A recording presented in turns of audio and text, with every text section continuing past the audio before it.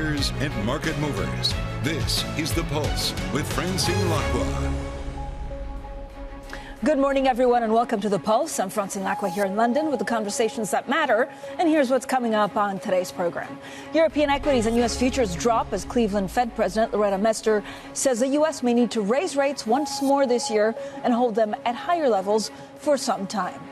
Oil falls for a fourth straight day to below $90 a barrel as rate fears overshadow physical tightness in the market. Plus, the JPMorgan Chief Executive Officer Jamie Dimon says AI will allow some people to work 3.5 days a week. We'll bring you more from our exclusive interview.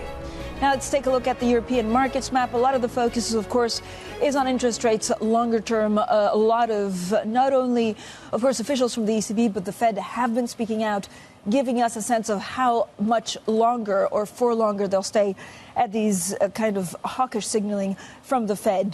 The other thing that we need to watch out for is actually one of the UK fast fashion retailers, Boohoo, amongst one of the sharpest decliners in Europe, down some 10%. Now, the dollar is strengthening against most of its major Group 10 peers. Again, the one thing we need to watch out for is yen, because there is talk about possible intervention. In fact, the U.S. currency touched a year-to-date high versus the yen after the BOJ said yesterday that it would be actually putting out some additional buying operations. So look out for anything on yen, 149.78. Treasuries, this is without a doubt the story of the week. We've seen some weakness in bond markets, and that, of course, has followed a slump in treasuries on Monday, where we had the hawkish Fed messaging starting to come back up, and then oil falling for a fourth day. Again, a lot of the macro concerns have been overshadowed by physical market tightness, and that's clouding the demand outlook. For the moment, you can see as the Brent 90.32. Now, joining us to talk about all of the markets and, of course, how we look at the week ahead is Grace Peters, EMEA Head of Investment Strategy at JPMorgan Private Bank. So good to see you, Good Grace. morning. Thank you so much to be here. For joining us. When you look at what the market is focused on, I mean, it's still interest rates, inflation. Actually, how much longer can these interest rates stay for, this high, if not higher? Yes, absolutely. I mean, there's so many facets to this. I mean, it started, I think, with very much stronger growth in the near term, recession risks being pushed out, and obviously with stronger growth comes stronger inflation and higher rates. But I think the move that we've seen over the last couple of months is more than just the near-term recession. It's also about the structural makeup of the economy and the notion, which I think is now being endorsed by central banks as well, that actually the structure has changed. We've reached various tipping points when it comes to geopolitics, when it comes to the capex needs, that ultimately will push inflation and growth up over the longer term, and thus that move in rates has actually been more at the back end of the curve. But Grace, I feel like this is the narrative from central banks for at least 2 or 3 quarters. It's Yes. just it takes a little bit longer for the market to catch up.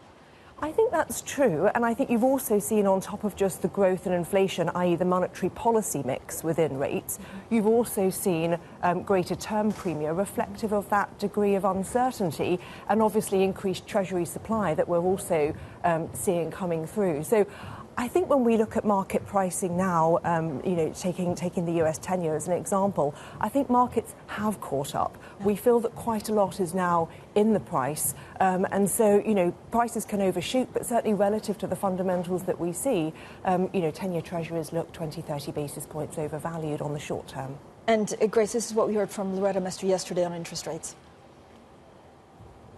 At this point, I suspect we may well need to raise the Fed funds rate once more this year and then hold it there for some time as we accumulate more information on economic developments and assess the effects of the tightening in financial conditions that has already occurred. But whether the Fed funds rate needs to go higher than its current level and for how long policy needs to remain restricted are really going to depend on how the economy evolves relative to the outlook. And Grace, you've beautifully explained, some of the challenges that the world economy is facing. So how do you build a portfolio on the back of these challenges? Yeah, so really, really important, because I think with this acknowledgement that we're not going back to an ultra-low inflation, ultra-low rate world, that has serious portfolio implications. So on one hand, you can say, well, fixed income yields are high, particularly at the front end of the curve with that inverted yield curve. That's very attractive. So fixed income, I think, can provide yield. and protection against downside risks to growth. But we've been talking about upside risks to inflation, which is where fixed income is not going to help you in that tail risk scenario that Jamie's spoken about, where rates do move higher. And so that scenario really calls for more alternative assets, particularly real assets, infrastructure assets, even parts of the real estate market look pretty resilient to us. And so I think that combination of, call it a classic 60-40 equity and bond portfolio to drive returns over time, but really adding in the alternative assets is where we're looking to advise clients. So great. I mean, a lot of the certainly some of the real estate and private equity are over-leveraged. There's concern about commercial real estate. So how do you pick the good ones? You do have to pick the good ones because there's certainly parts of the real estate market that are in distress, particularly the office sector, particularly some of the large city offices in New York and the other large US cities. But there's also parts of the market that I think are still looking extremely solid when it comes to, sort of the inflation protection element. And also when we think about infrastructure, it's also feeding into a lot of these long-term trends that we're seeing, climate change, greater geopolitical risks, sort of some degree of supply chain reorientation. So I think that enabling infrastructure as well is also really interesting, that can play out in private as well as public markets. So there's a great story on the Bloomberg terminal, which took quite a lot of people by surprise, but we've been talking about, this is BYD, and it's our big number of the day, and it's basically just about to surpass. I mean, it sells over 430,000 cars in the last 3 months. And this is the big number because it will continue, of course, putting pressure on Tesla. But there's so many of these, Chinese EV makers, Grace, and I don't know how you play that. So you have the geopolitics because it's China. Yes. But you also have the EV market where a lot of, for example, the Middle East are trying to be better at it. So I think this is a classic example of, a part of the economy, a part of the world, the way we live, the way we consume, that's in structural change. And when we're thinking about, those upside risks to inflation, spending on climate mitigation and adaptation is one of the things that puts upside risk to inflation. But it's also a highly investable theme. And I think people used to think about thematic as investing as a bit of a sleeve. Are you a believer in thematic investing? I'll sort of, add that on. And I think this is just indicative of the fact that many of those themes are driving the economy, driving markets today, and actually can help hedge some of those risks. I think that transactions like this also, bring home the fact that there's a lot of cash out there, that generally corporate balance sheets are strong, and more M&A. We've seen the IPO pipeline opening up as well. All of that is, I think a bit of a positive tailwind for listed equities as well. But Grace, overall, is it difficult to choose, if you look at the winners and losers in all of these thematic spaces, because of the geopolitics, because of the ever-changing world, how difficult is it to be certain what you're investing in? I mean, these are global themes, so I think it supports, in our minds, the fact that global themes, you should have a global portfolio, for one. And obviously geopolitics, to some extent, is definitely one of the risks that we have in markets, but it's also one of the opportunities. I do think you have to be more careful when it comes to stock picking, because there is a cost of capital out there in the market now, and cash is very competitive. And so it costs corporates more to do, M&A transactions or organic growth, and therefore I think in this world where there is a cost of capital alpha, the ability for managers to really be able to distinguish between the winners and losers is all the more important. Grace, thank you so much. Grace Peters, EMEA Head of Investment Strategy at JPMorgan Private Bank, stays with us. We'll have plenty more, of course, on all of the AI stories that we've been touching on. Also, oil dropping on interest rates, worries despite a tight market. So we're live in Abu Dhabi at the OPEC conference, where oil and gas majors are gathered. We get the latest from the ground next. This is Bloomberg.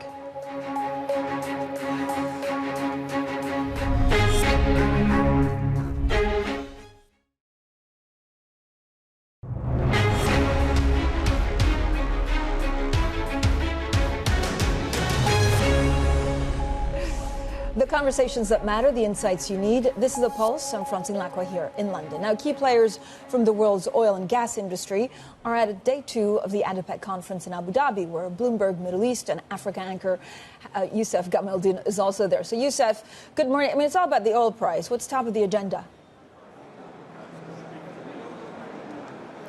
Well, that's a big debate. Is Brent crude, or WTI as well for that matter, down for a 4th straight day? Brent was briefly below $90 a barrel on speculation that, well, basically the Fed could hold rates higher for longer. That feeds into the crude oil trade and many other energy trades for that matter, because it's more expensive to ship crude and more expensive to store crude as well. ING put out a note in the last couple of hours, Fran, and they build on this argument. They're saying the repricing you're seeing today is not about fundamentals. But what is about fundamentals is what Citi points to, and this story got a lot of traction with our global audience. It's about demand getting weaker into the new year, and Citi making a call for $70 a barrel. Speaking of demand, the UAE energy minister weighed in on this issue, and here's what he had to say. The last thing we want is to lose the demand.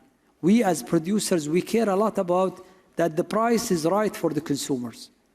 But right for the consumers for a very limited time is a very short sight. So this was a wide-ranging panel discussion with the minister. They said that they're not targeting a price range, and they're still on track to expand capacity to about 5 million barrels per day by 2027. The JMMC meeting, which happens October 4, there's no expectation of any shift from any of the major players. But you know, OPEC Plus in the last 6 months, we've had plenty of surprises. So, I would wait and see on that front as we continue to speak to a lot of the executives and oil officials here on the ground. Yeah, they certainly have surprised us quite a bit. What about the role of non-OPEC countries? Could you say that again? It is so busy here. I actually did not hear you. I know it must be so. It must be so loud. I was asking about non-OPEC countries, Youssef. What role do they have to play? I mean, there's shale in the U.S., but there are also other countries that that sit on huge reserves and that are not part of OPEC. 100%. Yeah, I think that you hit the nail on the head there, because the U.S. and Canada, they're adding quite a few more barrels. That's something that Dan Yergin, the global chairman from IHS, pointed to, global chairman of S&P Global, rather. And this is a story of new supply outstripping demand.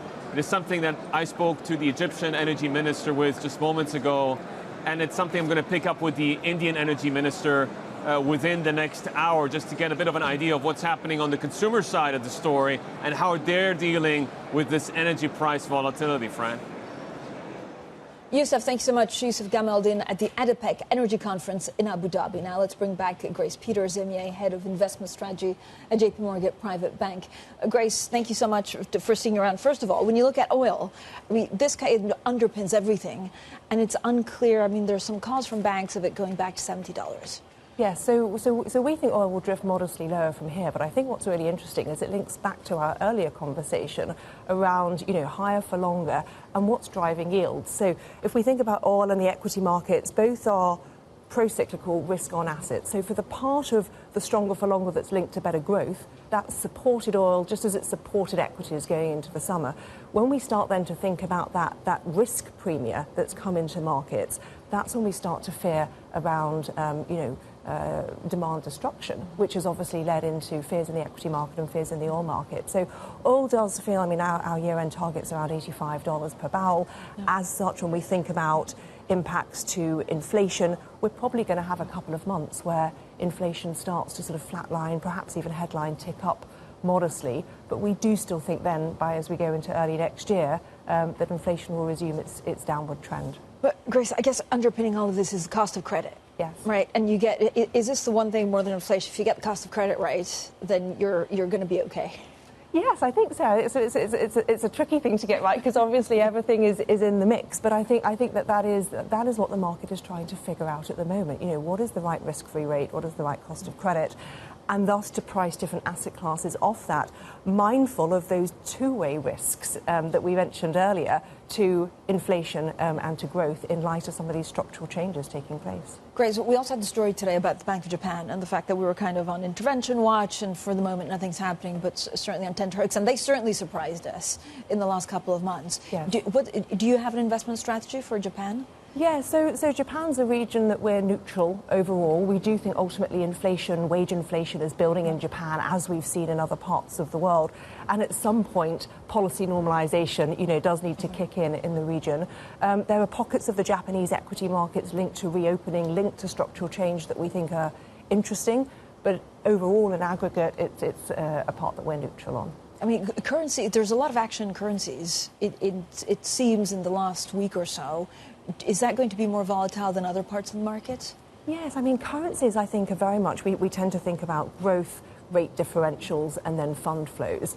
When we think about growth and interest rate differentials, that's definitely favouring the US at the moment, where you've got a Fed staying hawkish, whilst the ECB in aggregate, I think, are very much saying, you know, the bar to further rate hikes is quite high, and so the ECB, I think, is on hold for a long while, but on hold nonetheless, versus this hawkish leaning from the Fed.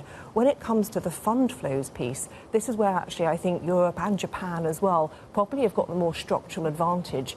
You know, coming out of negative rates, fund flows over the medium to long term should favour Europe, should favour Japan, which is where you start to tilt the balance. But I think the short-term momentum does lie with the dollar for the moment. Where does it go in Europe? Because when you look at, again, the countries, yes, a lot of them don't have a lot of fiscal space. Some of them will have pretty messy elections coming up. Yes, I mean, when we think about across asset class basis, then, you know, yields in Europe are not as high as in the US overall, so we do tend to prefer US fixed income in aggregate. But I think in Europe, you've got opportunities still at the front end of the curve, whether you're looking at euros or sterling as well. In terms of by geography, then I think there's a really interesting dynamic playing out at the moment. I know you were featuring Germany earlier in the programme, so much driven by the manufacturing component. And when we break down PMIs, it's obviously manufacturing that's been weak for a long time. And we're starting to see signs that potentially that's bottoming out. So I think if that did, that would actually be a tailwind for Germany. But we like France, you know, sort of as things stand at the moment. We do like its exposure to luxury goods, and we think that's got a good blend of sector exposure. And broadly, we're avoiding financials, which again aren't too prevalent in the French market. Grace, it's been 19 minutes. We haven't even talked about the U.S. shutdown. That was averted narrowly. It was averted. But also what happens in November. The can was kicked down the road, should we say. Well, I think, look, it certainly we don't have a long-term plan yet. And when we think about, you know, debt sustainability, it's an issue. It's an issue that feeds into that term premia part of the yield conversation that we had. And I think it does also feed into FX to some example. You know, we still do think that the dollar is going to very much remain, you know, the reserve currency of choice. But gold does start to play a greater role when we start to think about, you know, sort of movement of capital, thinking about the portfolio in the context of everything we've discussed, but also when we think about, you know, the US fiscal deficit and those high debt levels that need to get sorted rather than just, you know, postponed. Pushed back. Grace, thank you so much, as always. Grace Peters there, EMEA, Head of Investment Strategy at JPMorgan Private Bank. Now, plenty more to come, including, of course, we go to the UK Conservative Party conference. We'll have plenty more also of our exclusive interview with the JPMorgan Chief Executive, Jamie Dimon. That's coming up shortly, and this is Bloomberg.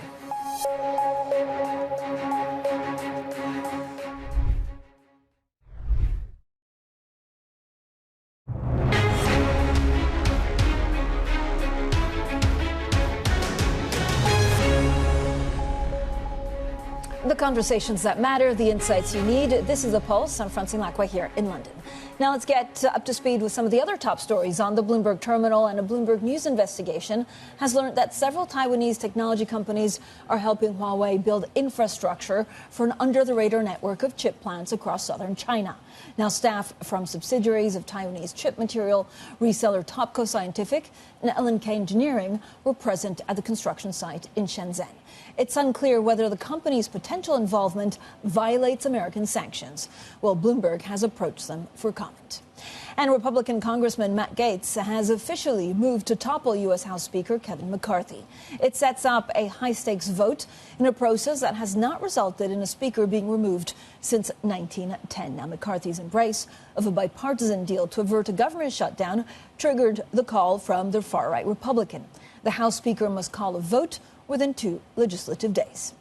And New York prosecutors say former President Donald Trump overvalued his properties to get cheaper financing and rise up the Forbes billionaires list. Now, Trump attended the start of his civil fraud trial yesterday as the state presented its opening statement. Trump's defense team argues that the claims involve only successful and profitable loan transactions with no vixens. BYD is poised to overtake Tesla as the world's biggest seller of electric vehicles as a Chinese automaker's global sales push gains greater traction. Now, China's best-selling car brand came within a whisker of toppling Tesla last quarter after factory downtime led to the U.S. company's first delivery decline in more than a year. Well, BYD sold more than 431,000 fully electric vehicles in the latest 3 months, up 23% from the previous quarter. Tesla shipped 435,000 over the same period. What's interesting is that BYD only has a market share of around 0.3% of the European automaking sector. Now, Boohoo Group shares have slumped to an 8-year low. That's after the UK fast fashion online retailer cut its earnings and revenue forecast as it lowered prices to attract cash-strapped shoppers. You can see Boohoo down 8.4%. Coming up, a highly anticipated rail infrastructure project under threat. What does it mean for the UK government's levelling up agenda? We're live at the Conservative Party conference next, and this is Bloomberg.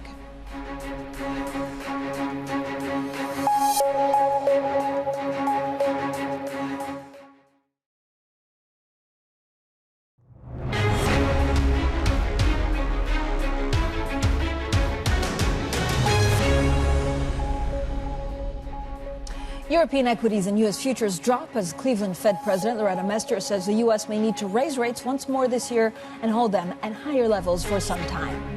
Oil falls for a fourth straight day as rate fears overshadow physical tightness in the market. Plus, the JPMorgan chief executive Jamie Dimon says AI will allow some people to work 3.5 days a week. We'll bring you more from our exclusive interview. Now, good morning, everyone, and welcome to The Pulse. I'm Francine Lacqua here in London. The JPMorgan chief executive Jamie Dimon is warning clients and investors to prepare for a worst-case scenario of interest rates at 7%. Well, he spoke to Emily Chang exclusively on the sidelines of the JPMorgan Techstars Leadership Forum in London. Can it go to 7%? The answer is yes. Are there factors that would drive it, higher than, where it is today? 4.5, 4.6, or 4.7, over the 10-year bond now. Yes. Is supply and demand could push high? Yes. I'm just saying, be prepared for it. So and then the worst case is stagflation. Higher rates because you have a booming economy and there's a lot of competition for capital is not the same thing as stagflation. What are the ripple effects of the stress of that 7% rates on business, on your growth? Well, I'm not worried about JPMorgan. JPMorgan, we are prepared. We can handle 7%. We can handle 2% again. 8%? Yeah, we can handle that too. That risk management is not the same thing as guessing the future. When risk management, looking at the range of potential outcomes and being able to say to yourself, we can handle this, we can handle this, we don't really expect it, and we can handle the in-between. If you bet your company on one outcome, so I think all companies do that. And every company's got different exposures. Input prices, output prices. Some interest rates don't matter. Some it's the price of mozzarella. So what's your business? Your business is different. So, but I think we don't know the effect of these things on the economy. So we may have a soft landing. We may have a mild recession. We may have a harder recession. Obviously there are potential bad outcomes. The worst one would be economically is stagflation, right? Where you have low growth, high interest rates, and obviously if that happens, you're going to see a lot of people struggling. Regulators have proposed new capital rules that banks have said will make it tougher for Americans to get a mortgage. But I'm curious, when you look across the firm, what businesses are going to have the biggest impact? When you get into the specifics, it really matters how the ultimate rules about mortgages and small business loans, et cetera. In general, it makes, what I don't like about it, for example, it punishes diversification, operating risk capital, and GSIFI. And diversification is one of the true free lunches for a bank that protects it. And I don't understand why they would do that. And I just, we're going to be responding. Hopefully it'll be modified and thoughtfully done for international purposes. And mostly, America's got the best financial system the world's ever seen. And that includes hedge funds and private equity and private capital, all things like that. But this is, I say that private equity hedge funds are dancing in the streets, and this time they're being quite public about it, because this is going to push a lot of stuff out of the banking system. And if that's what the regulators want, so be it. Is that good for America? I don't know. JPMorgan chief executive there, Jamie Dimon, speaking to us exclusively. Now, the UK Conservative Party conference is underway in Manchester. Bloomberg's Caroline Hepker joins us from there with the guests. Caroline. Good morning, Francine. Thank you so much. So, to give you the background here at Manchester Conservative Party Conference, the annual gathering, the Prime Minister is under fire for not making a decision about high-speed rail 2. This is a multi-billion-pound rail project that is meant to bring high-speed rail right here to the city of Manchester. He says he doesn't want to make a premature decision, but there is a cabinet meeting taking place today about that.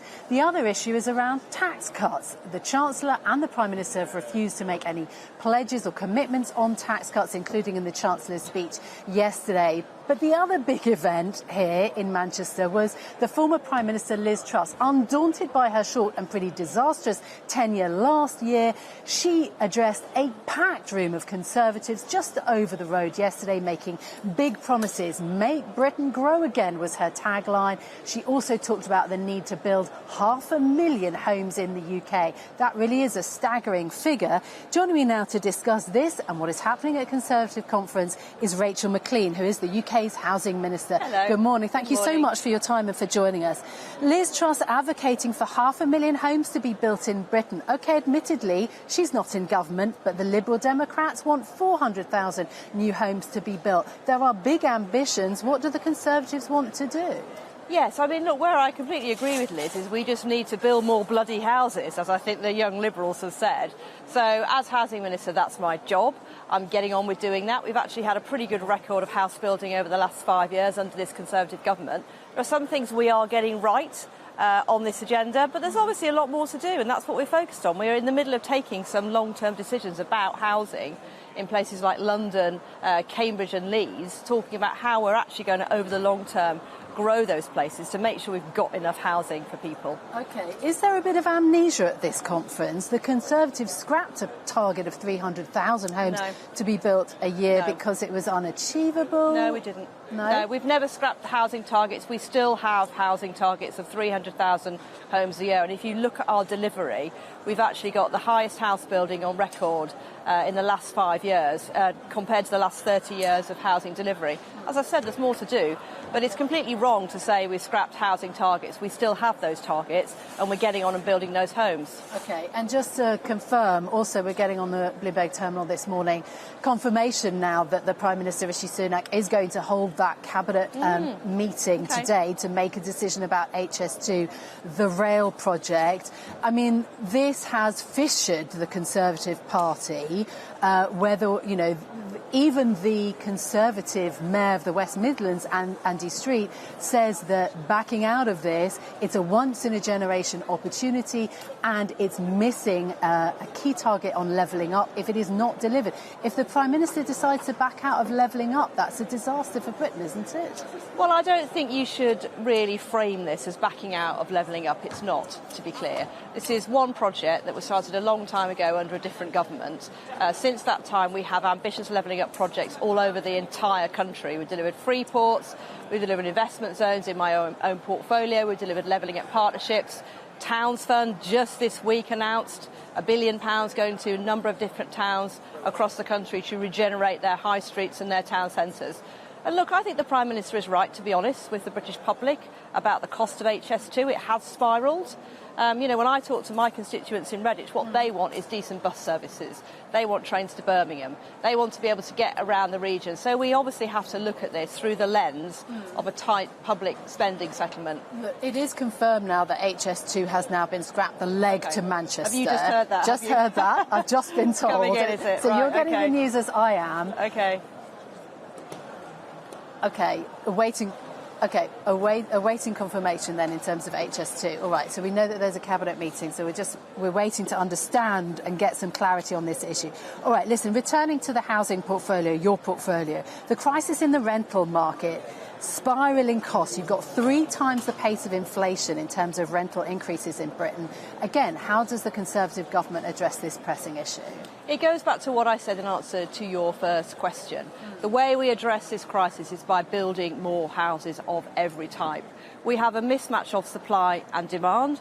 We've got very high levels of immigration, both legal and illegal, to this country. We've got demand spiralling for housing. I mean, when you talk about immigration, housing doesn't discriminate between someone who comes here illegally or if they come here legally, for example, because they still need a roof over their head. So all of that is putting pressure on the houses that we need to give homes to people, our own people who've lived here all their lives, and of course other people as well, and new households that are forming. So we have high demand. So the way that we deal with that is we build more houses, and across the piece we then have more houses for people to rent, more houses that are affordable, and we're investing in social housing at the same time. I'm pressed for time. I want to jump in. The Renters Reform Bill that has been pushed off and pushed off, it's meant to protect tenants so that they are enabled to stay in their homes for longer, effectively. Michael Gove denies that there is any delay. Is it actually going to be put forward? It's going to be in the King's Speech next month? Well, I'm very proud of this legislation. It's already been introduced into Parliament. We've all stood on a manifesto commitment to abolish that Section 21, which is what you're talking about. Yes. That's the no-fault eviction clause, which we know is a leading cause of homelessness. We will bring that bill forward, hopefully very, very soon, because it's important that we deliver on that promise to young people. But not in the King's Speech next month? Well, obviously, only the King knows what's in the King's Speech. It will be brought forward as soon as parliamentary time allows, and I'm pretty optimistic that will be brought forward very soon. And in terms of, there is a crunch going on in terms of trying to fix the housing market in Britain. Prices are falling, but affordability measures are actually strained. What are you going to be able to do about it, other than a very, very long-term measure of building more homes? Well, we have to take those long-term decisions now. It's right that we're doing that. And when we do that, there will be some people who are upset with that. You can't please all the people all the time, specifically not in this housing brief. So we do have to build houses. We have to build them in the right place. But if you look, you talk about affordability and pressures on people's budgets, and we really do know that the cost of living is impacting people. But that is why the government has put billions of pounds of support into cost of living packages, helpful energy bills. And it's also why the Prime Minister is so focused on getting inflation down, because it's those costs that are eating into people's budgets and really putting pressure on their ability to afford mortgages or rent. So we need to carry on with that plan and make sure that we do get inflation down. Rachel Maclean, the UK Housing Minister, thank you so much for joining us here on Bloomberg Television. Thank you. Francine, so we do know now at Conservative Conference that there is going to be a cabinet meeting, and we do expect more decisions now on HS2, but the question over building more homes, over whether there'll be more tax cuts from this government as we head into a general election pretty soon, those are still question marks. Fran? What a great interview. Caroline Hepker there from the UK Conservative Party conference in Manchester. Now, on to UK retail, and Sharon White plans to step down as chair of John Lewis Partnership after struggling to turn around the beleaguered UK department store chain. Well, White has been trying to return employee-owned John Lewis to profitability following the pandemic and the cost of living crisis. Let's talk more now with Bloomberg's Sabat Meddings. Sabat, first of all, congratulations on all of your reporting. So you cover UK retail, and it's, you know, a lot of the high street, I guess, at the moment is in crisis. John Lewis is a slightly different business, but with the chair stepping down, it's really important to put focus on why it's been so difficult to turn this company around. I think John Lewis, sort of separate from most businesses in UK retail, it's owned by its employees and always has been. So unlike others that may pay dividends out to shareholders, John Lewis has always paid its profits to its employees. But the trouble is, John Lewis has a big store footprint. Sharon White came in at a time when she faced COVID. Her job was to kind of try and pivot that business to online retail. She took some tough decisions with closing stores, but ultimately John Lewis has to make some difficult decisions. And when the partners own the business, it's very difficult to take those drastic measures it may need. So what does it need? I mean, is this a lease problem? They also have Waitrose. So is it the way that it's run, or they're just not selling enough? I think, well, Sharon White came in and she made this promise that she wanted to make more and more of the revenues from outside retail. So you had a kind of a non-retailer coming in saying, you know, she wanted to perhaps make money from rental homes. She did a partnership with Aberdeen. There was a deal with Ocado, which is no longer. So John Lewis needs to raise money. It's thought about doing some sale and leasebacks with some of its Waitrose stores, some of the more desirable ones. But ultimately, John Lewis has this sort of never knowingly undersold. You know, it's famed for its customer service, but it does seem to have lost focus on perhaps its core retail, and that's really the problem we're in today. Yeah, I mean, I feel when you're middle-aged, you start liking John Lewis. There's also this, other iconic brand, Dr. Martens, and they're opening a huge storefront in the UK on Oxford Street. Oxford Street. I mean, who wouldn't want to be on Oxford Street? It's one of London's prime shopping destinations. But definitely Dr. Martens coming in is a real show of confidence in that street, which has been a little beleaguered of late. We've had Topshop, we've had BHS, we've had House of Fraser, Debenhams have all left empty spaces on that street. So for Dr. Martens to come in, we've got IKEA coming in as well, it is a show of confidence. But we do know there is money to rejuvenate the site, and as part of that, they've been giving quite generous rental deals. So whatever Dr. Martens may have been offered, we don't know, but potentially there's been some kind of incentive to go there as well. So interesting, Sabah. Thank you so much. Sabah Meddings there with the very latest on the health of the UK high street. Coming up, as Sam Bankman-Fried's FTX crypto trial begins in the US, we also take a look at the timeline of how we got here. That's next, and this is Bloomberg.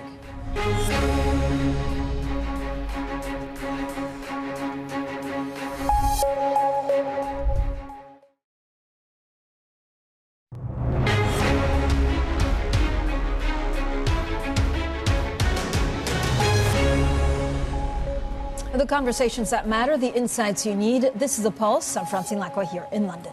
Now, almost a year after the collapse of the crypto exchange FTX, its founder, Sam Bankman-Fried, is about to face trial in New York. The 31-year-old has pleaded not guilty to 7 counts of fraud and conspiracy. Well, Bloomberg's Katie Lyons looks at the rise and fall of one of the biggest names in crypto.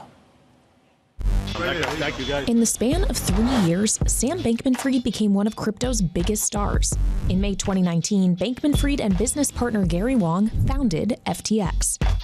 Its goal? To create a safe and responsible platform for traders. By October 2021, venture capitalists had poured millions into FTX, and A-list celebrities like former NBA player Shaquille O'Neal, model Gisele Bündchen, and comedian Larry David had endorsed it. That same year, the firm was valued at $25 billion, and users soared to more than 5 million globally, at least 1.2 million of them in the US. The FTX name became well known, appearing on t-shirts, in commercials, and even on an NBA arena. By early 2022, the Bahamas-based company's valuation skyrocketed to $32 billion. FTX had become one of the world's biggest crypto exchanges. Bankman-Fried's net worth climbed to $26 billion, and he said he wanted to do good with his money, following effective altruism.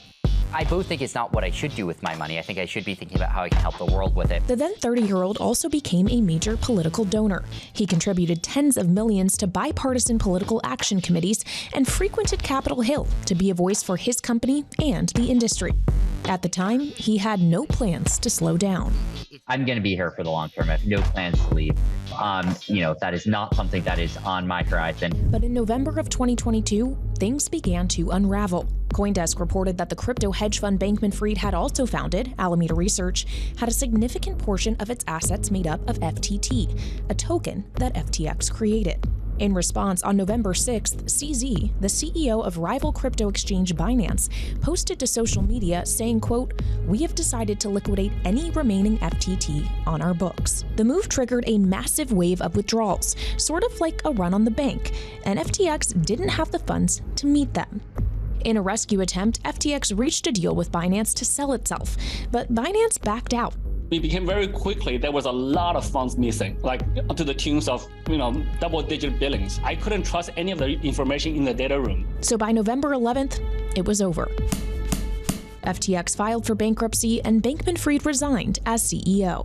That same month, he apologized at a public event. I made a lot of mistakes or things I would give anything to be able to do over again. I didn't ever try to commit fraud on anyone. But just a few weeks later, Sam Bankman-Fried was indicted, accused of misappropriating billions of dollars at the cryptocurrency exchange. It's fair to say that by anyone's lights, this is one of the biggest financial frauds in American history. Katie Lyons there with the story of the FTX and Sam Bankman-Fried saga so far. Now, coming up, Sequoia Capital's Rolf Botha spoke to Bloomberg about the AI frenzy. That's coming up next, and this is Bloomberg.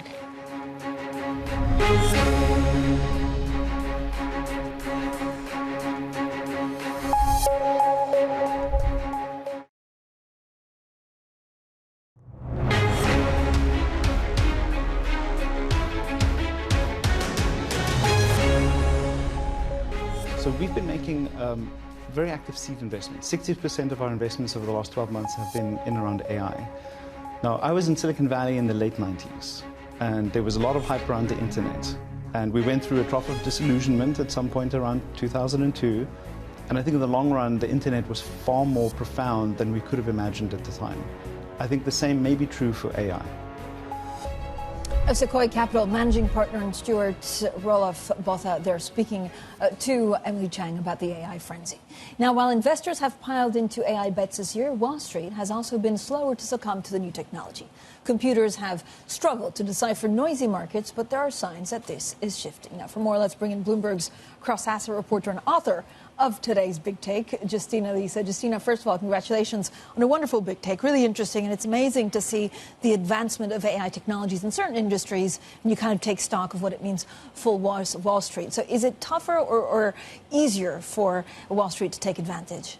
So Wall Street uses a lot of the productivity hacks that we're all really excited about. I mean, when I spoke to hedge funds earlier this year, they're using ChatGPT to summarize research, write code. But I think, the holy grail in finance is always to use machine learning to kind of predict markets and decide what to trade based on that. And I think that is, a lot of people are finding, much harder than even, teaching ChatGPT how to write Shakespeare. So how does it, if it's harder to apply, to AI, to finance, where does it go? Is it more algorithms that they need to work on? Well, a lot of hedge funds are saying that they're still trying to crack this puzzle, and they're making a lot of progress. I think what they're finding is you need to fine-tune a lot of these methods coming from Silicon Valley to financial data, which is a lot noisier, and it can change from one regime to the other.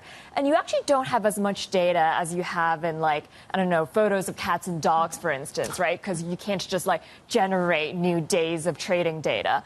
And so I think a lot of hedge funds are trying to work within those limits and trying to see how can we adapt those techniques to what we do here. So could it at some point pick stocks for me? Is it easier to kind of look at balance sheets rather than talk about the Treasury market? I think it could possibly pick stocks for you with less manpower than before. Because so far, the track record of a lot of AI-powered hedge funds is not spectacular, but it's sort of roughly the same as a lot of human-run funds. And I've spoken to some investors who say maybe that's good enough. But I think a lot of people are finding a lot of the AI tools are really helpful. For instance, one thing that everyone likes to do these days is using something called natural language processing to read tweets or read the news and turn that into trading signals without a human ever having to read a word. Okay, amazing. Justina, thank you so much. Justina Lee there with today's Big Take. I urge everyone to go and read it. If you have a Bloomberg terminal, just go into NI Big Take Go, or we'll also push it out on all of our social media platforms. Now, let's also take a look at some of the events that we're looking at for today. 1 p.m. UK time, we'll hear from the Atlanta Fed President, Raphael Bostic, who's participating at a roundtable discussion. 3 p.m. London time, the key data drop of the week. We'll get the monthly U.S. job opening numbers from the Labor Department. And then throughout today, we're expecting a number of ECB speakers, including Philip Lane, François Villeroy de Gallo as well. And 3 p.m. UK time, Bridgewater Associates founder Ray Dalio will also be speaking at the Greenwich Economic Forum in Connecticut. So up next, a Bloomberg Brief with Danny Berger and Manus Cranny.